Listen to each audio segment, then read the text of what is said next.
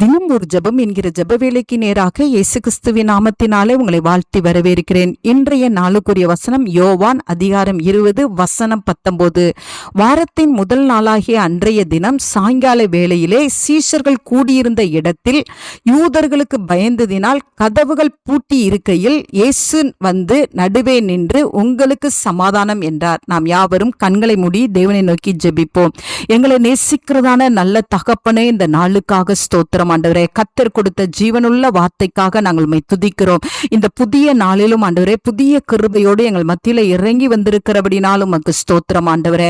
ஆம் ஆண்டவரே, உங்களுக்கு சமாதானம் என்று சொன்ன தேவனுடைய வார்த்தையானது இன்றைக்கு ஒவ்வொருவருடைய இருதயத்திலும் தொனிக்கப்படும்படியாய் ஜெபிக்கிறேன்.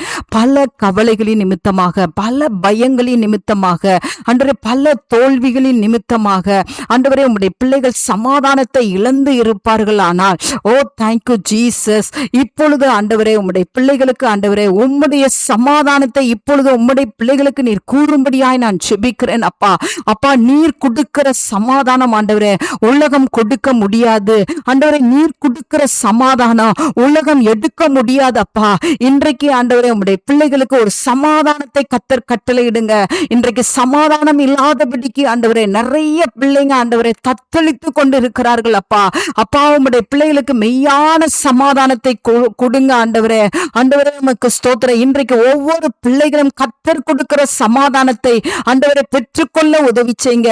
வேதத்தை நேசிக்கிறவர்களுக்கு மிகுந்த சமாதானம் உண்டு என்ற வார்த்தையின்படி ஆண்டவரே உம்முடைய பிள்ளைகள் உம்முடைய வார்த்தையை தேடி வாசித்து அந்த சமாதானத்தை இன்றைக்கு பெற்றுக்கொள்ள கர்த்தர் உதவி செய்யுங்க. சமாதானத்தோடு வாழ உதவி செய்யுங்க. தேவ பலத்தோடும் ஆண்டவரே தேவனுடைய வார்த்தையோடும் ஆண்டவரே சமாதானத்தை பெற்று ஆண்டவரே உம்முடைய பிள்ளைகள் சந்தோஷமாய் வாழ உதவி செய்யுங்க. இயேசுவின் மூலம் ஜெபிக்கிறேன் நல்ல பிதாவே. ஆமென் ஆமென்.